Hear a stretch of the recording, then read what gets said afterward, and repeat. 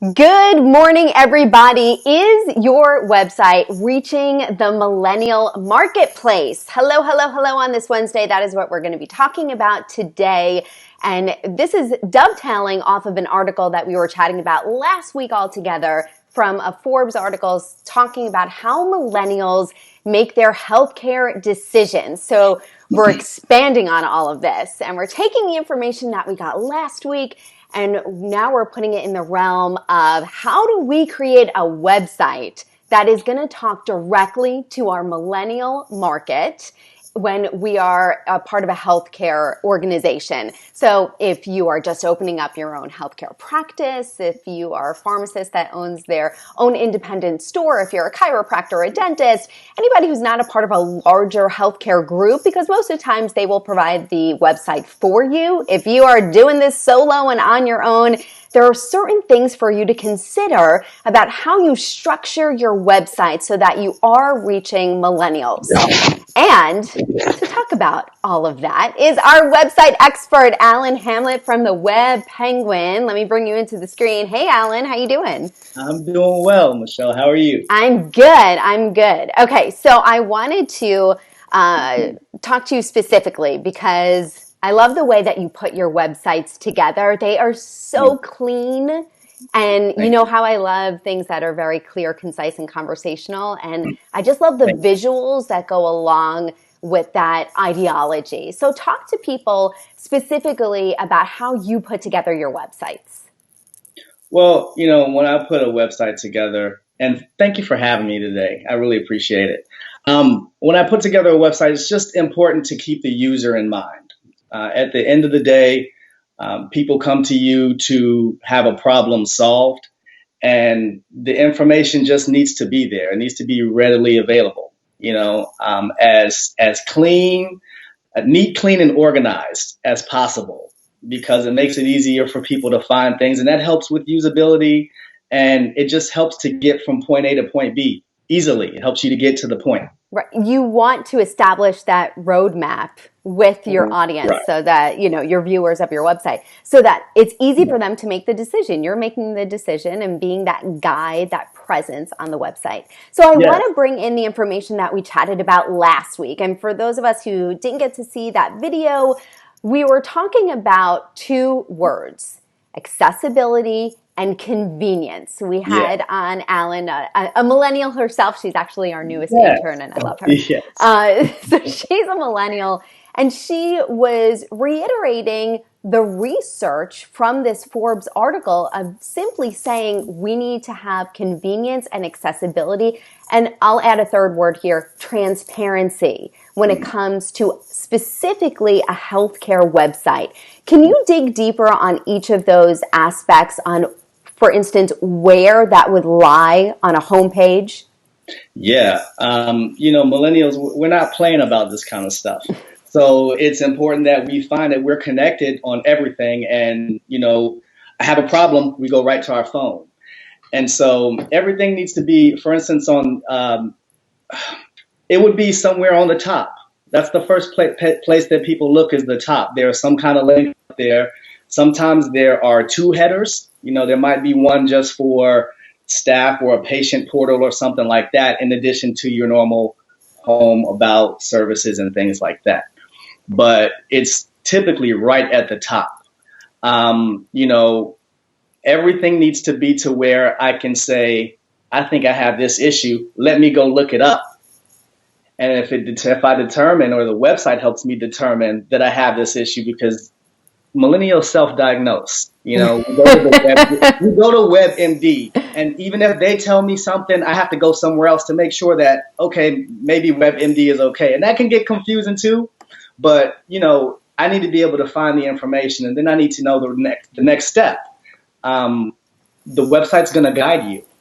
It's going to guide you because people need your guidance. So I need to be able to see exactly where I'm going. When I'm looking for pricing, there should be a little search bar, maybe in the top right-hand corner, because we tend to look at things in a clockwise motion when we're looking at a website.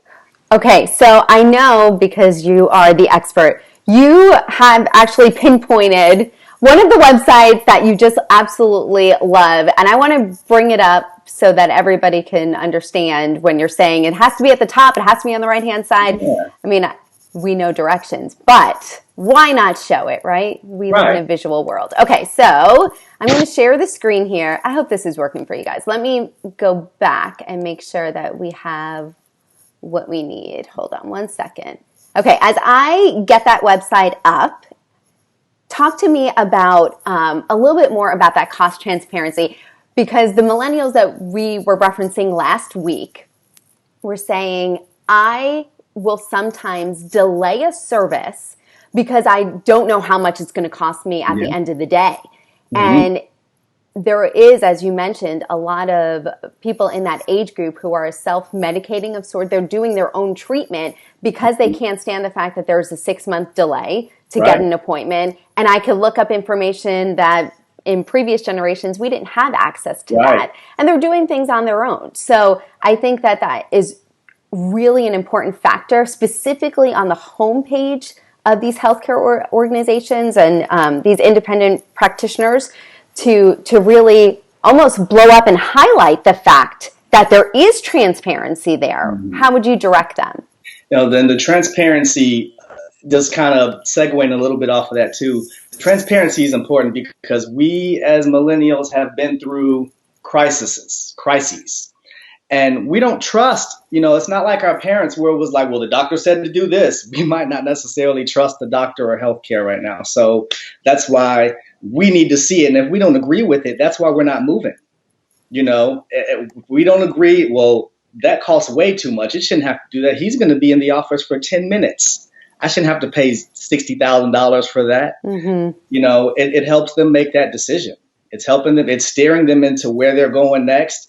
And it also kind of holistic too. We're at a point where we realize things that our parents, as you mentioned, we have information they didn't have. We know information health wise. A lot of this stuff is brought on by our habits. So there are links in these websites that show holistic approaches to how to fix Mm-hmm. it. Okay, so I hate to interrupt you. I actually am showing everybody the website that we wanted to highlight today, that Yes. you chose to highlight. So Yeah. you direct me and I will pinpoint exactly where we are. So right now my cursor is in the upper right. Can you see this as well? You can't see my cursor. That's okay. That's okay. We're winging it. It's The top live. purple Welcome to live bar, broadcasting. the top bar that's the darker purple. Right. That's everything that's going to connect the patient. As far as being able to find their own information and having access to all of their information, that's how they'll get there. They can pay bills, they can find out whatever it is that they'd like. Specifically that My Chart, I'm assuming that once you get in there, you can log into the different apps that are associated as well. I think one of the most important things to highlight too is this request appointment, because our intern was saying, I don't want to necessarily pick up the phone to make an appointment. I want to be able to do it from my cell phone, from the mobile app, and just say, here it is, and it's scheduled, and I don't have to talk to a person to schedule that. Right. So this, I'm assuming you're going to tell me this is fantastic placement. I think it's perfect. I mean, it's right front and center. It's front and center. You don't have to worry about that front page. When you open it up, it tells you when, where, and why. When, where, why, how. It tells you everything. You can find the location that's closest to, what location you need to go to. It's all there. Now, this is a part of a hospital group, so their messages are going to be slightly different for the independent practitioner.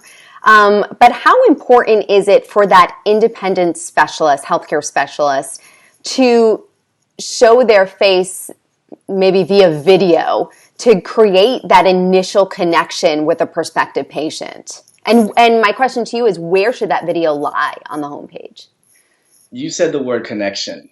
That's what a video is important for.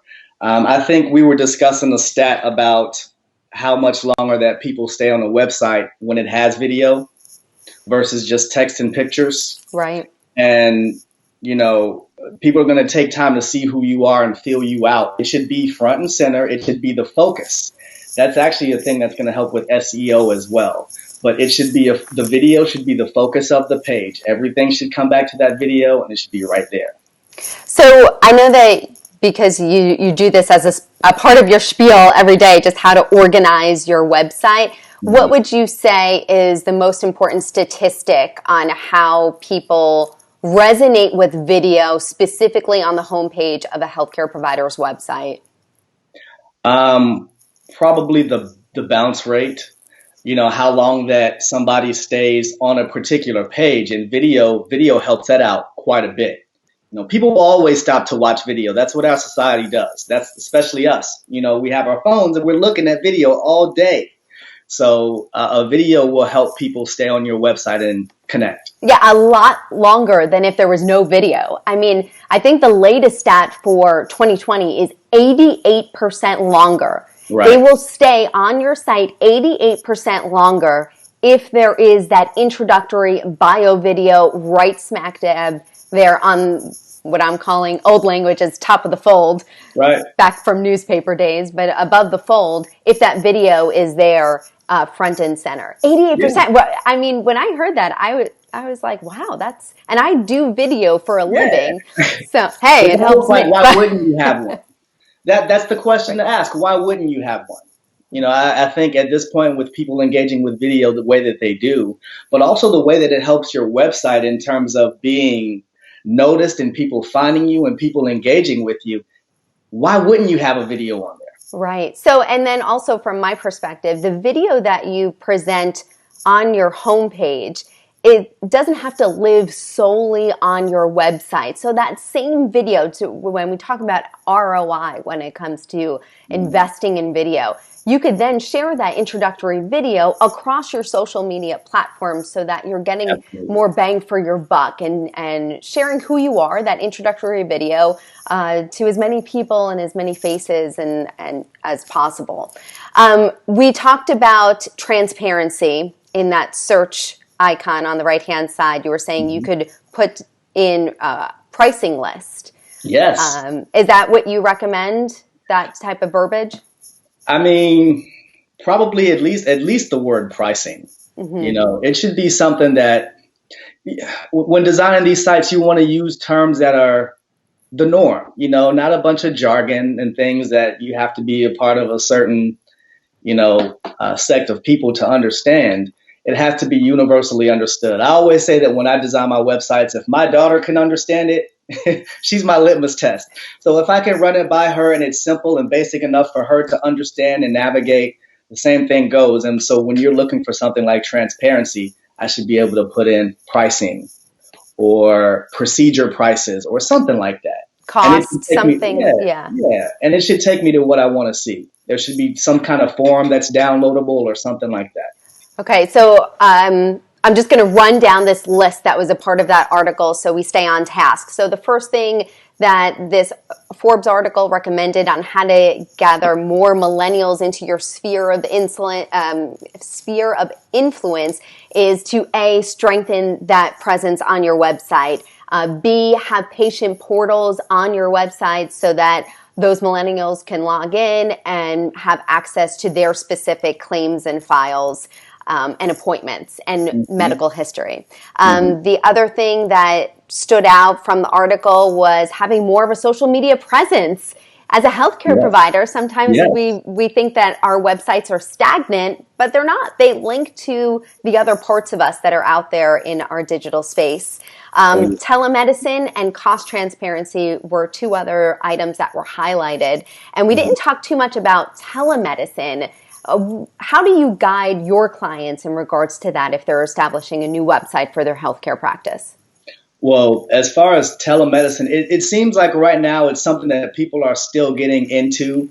When you type in the term telemedicine on a lot of the websites, it'll show which procedures have telemedicine available. It's not so easy as, I have a cold, I'm going to see if my doctor's available. I don't quite think everybody's at that point yet, but there are different procedures that occur that do have the ability for the doctors to use telemedicine with it. But you can still find that online. You can see if you qualify for that or not by searching it. Right. Okay, so I want to make sure that we always leave our audience with action items. You know how much I love my action items. Yes. Okay, Yeah. so if you had to offer that independent practitioner who's just starting out how to get the best bang for their buck when it comes to website development, what are the 3 must-haves on their website that they need to make sure that their web designer is putting in for them? It has to be neat, clean, and organized. I'm going to put that all into one because it just needs to be something that's not intimidating when I look at it. If I'm a little bit elevated because maybe I'm stressed out, Mm-hmm. people don't tend to look at these until they're at that moment. Help keep me calm. Don't give me too much to look at and make it easy and simple. Um, I think that your SEO is always going to be important, just as far as being able to be found. Make sure that the right strategy is in place. SEO is not something that you're just going to win with one day. I want to be at the top of the list, and then all of a sudden you're there. It doesn't work that way.